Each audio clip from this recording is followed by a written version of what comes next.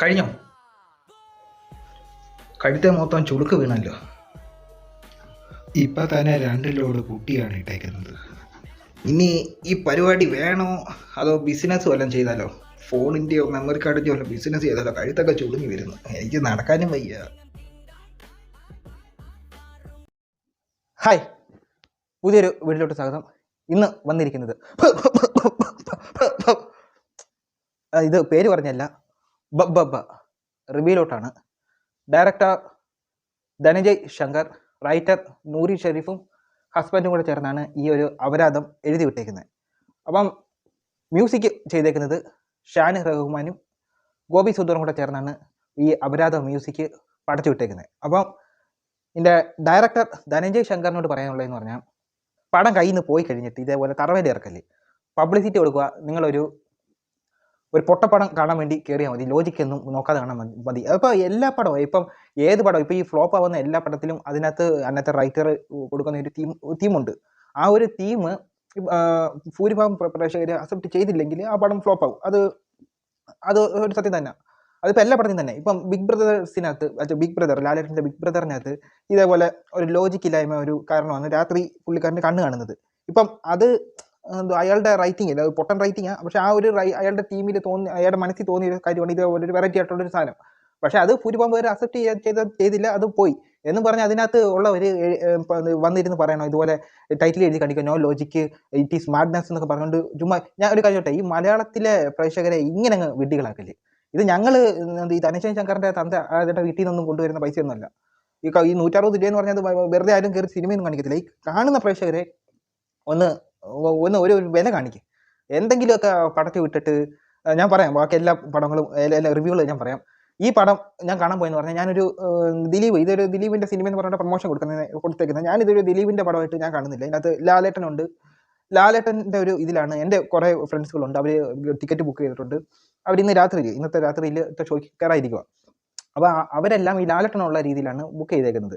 പിന്നെ കുറേ യൂണിവേഴ്സുകാർ, എന്നിട്ട് ഈ ഒരു ജീവിക്കുന്ന, എന്നിട്ട് വേറൊരു യൂണിവേഴ്സിറ്റി ജീവിക്കുന്ന ഒരു ഫാൻസുകാരാണ് വിജയുടെ ഫാൻസ്. ഇതിനകത്ത് അവർ തന്നെ ഇറക്കി ഇട്ടിട്ടുണ്ടായിരുന്ന ഈ ഒരു ഗില്ലിയുടെ എന്തോ കിണ്ടി ഉണ്ടെന്ന് പറഞ്ഞുകൊണ്ട്, ഇതേപോലെ ഒരു റെഫറൻസ് ഉണ്ടെന്ന് പറഞ്ഞുകൊണ്ട് കുറേ പേര്, ആ ഒരു യൂണിവേഴ്സിറ്റി ഉള്ള കുറേ വിജയ് ഫാൻസുകാർ ഇതിന് ടിക്കറ്റ് എടുത്തിട്ടുണ്ട്. അപ്പം ഇത് കൂടുതലും പേര് ഇങ്ങനെയാണ് ഇതിനകത്ത് ഓഡിയൻസ് സ്പ്ലിറ്റായി പോയിരിക്കുന്നത്. തിയേറ്ററിൽ ഏകദേശം ഫുള്ളായിരുന്നു. പടം തുടങ്ങുന്നത് ഒരു ഗില്ലി ഫാൻസിൻ്റെ കുറച്ച് പെരട്ട പിള്ളേരെ വെച്ചുകൊണ്ടാണ് പടം തുടങ്ങുന്നത്. കാരണം ഈ പിള്ളേർക്ക് ഇതിലെന്ത് പറയുന്ന ഒരു സീരിയലിനെക്കാട്ടിലും മോശം രീതിയിലുള്ള ഒരു ഡയലോഗാണ് ഇവർക്ക് കൊടുത്തിട്ട് ഇവർ 2 പേര് തമ്മിലുള്ള, കൊച്ചു പിള്ളേർ തമ്മിലുള്ള ഒരു വഴക്കിൻ്റെ ഇടയ്ക്ക് ഇവർ കഥ പറയും. ഇവരുടെ അണ്ണനെ പറ്റിയുള്ള കഥയാണ് പറയുന്നത്. അങ്ങനെ കഥ പറഞ്ഞ് പടത്തിലോട്ട് പോവുകയാണ്. അവിടെ ഒരു രാഷ്ട്രീയം, അവിടെയാണ് CM ആയിട്ട് ബൈജു സന്തോഷ് വരുന്നുണ്ട്. CM ആയി കഴിഞ്ഞിട്ട് പിന്നെ ഈ CM-നെ തട്ടിക്കൊണ്ട് പോകുന്നിടത്താണ് പടം തുടങ്ങുന്നത്. തട്ടിക്കൊണ്ട് പോകുന്നത് ഈ ദിലീപ്. എന്തിനാ തട്ടിക്കൊണ്ട് പോയെന്ന് നിങ്ങൾ പടം കണ്ടിട്ട് നോക്കുക. എനിക്ക് ഇതിനകത്തൊരു അളിഞ്ഞ ഒരു അപരാധം ഫ്ലാഷ് ബാക്ക് ഒക്കെ ഉണ്ട് ദിലീപിന്. എന്തിനാ ഈ ഫ്ലാഷ് ബാക്ക് ഒക്കെ കൊടുത്ത് ഒന്നാമത് ഈ പടം ഫസ്റ്റ് ഹാഫ് കണ്ടു തീർത്തതെന്ന് പറഞ്ഞാൽ, ഇതിനകത്ത് ഇതൊരു കോമഡി ആയിട്ടും എനിക്കിത് കാണാൻ പറ്റിയിട്ടില്ല. ഇതൊരു എന്തോ ഇമോഷനോ ഒരു ആക്ഷൻ പടമായിട്ടോ ഇതെനിക്ക് കാണാൻ പറ്റിയിട്ടില്ല. ഇല്ല, കൊച്ചു പിള്ളേരുടെ പാട്ടൊക്കെ വരുമ്പോൾ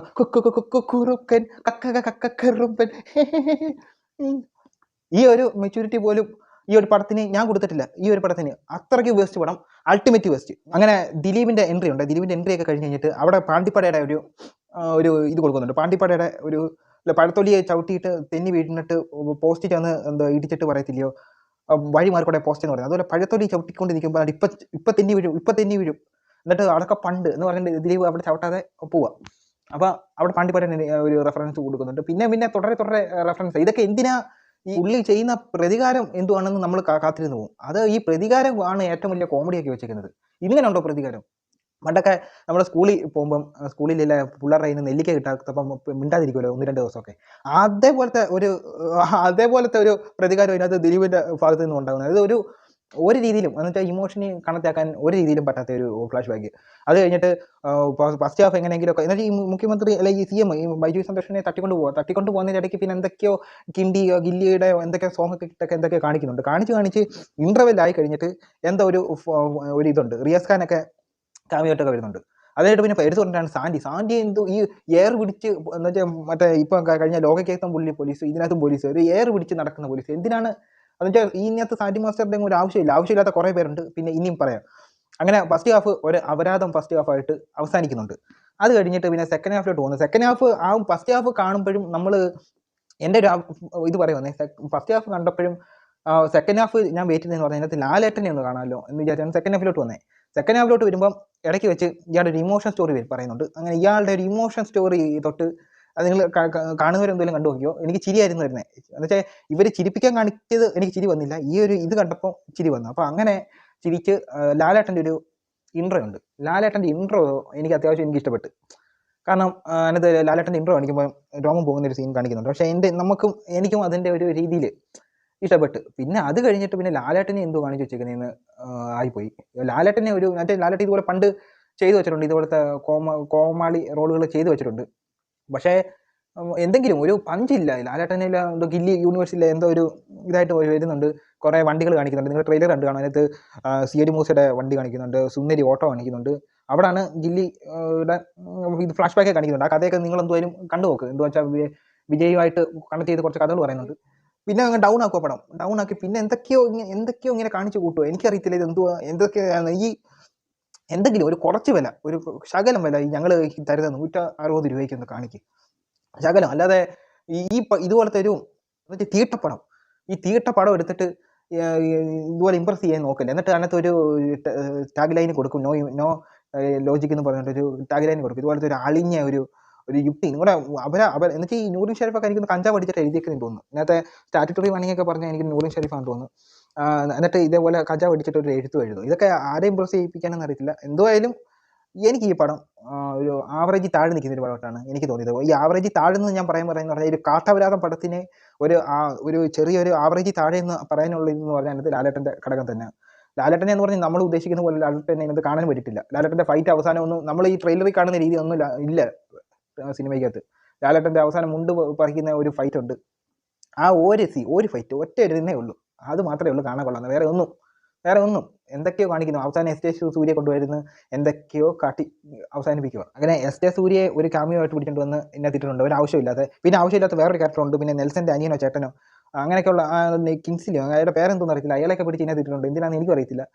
അങ്ങനെ മൊത്തത്തിൽ എടുത്ത് നോക്കിക്കഴിഞ്ഞാൽ ഞാൻ പറഞ്ഞിട്ട് വിട്ട് ഒരു ആവറേജ് താഴെ നിൽക്കുന്ന ഒരു പൊട്ടം പടം. ഇത് എന്നുവെച്ചാൽ ഈ കണ്ട് ഒരു കുറച്ച് ഞാൻ പറഞ്ഞിട്ട് കുറച്ചെങ്കിലും ഒരു കുറച്ച് ഈ കേരളത്തിലായാലും കുറച്ച് ഒരു വില ഞങ്ങൾക്ക് താ. അപ്പോൾ ഇത്രയേ ഉള്ളൂ. അടുത്തൊരു വീഡിയോ ആയിട്ട് വരുന്നത്. ബൈ.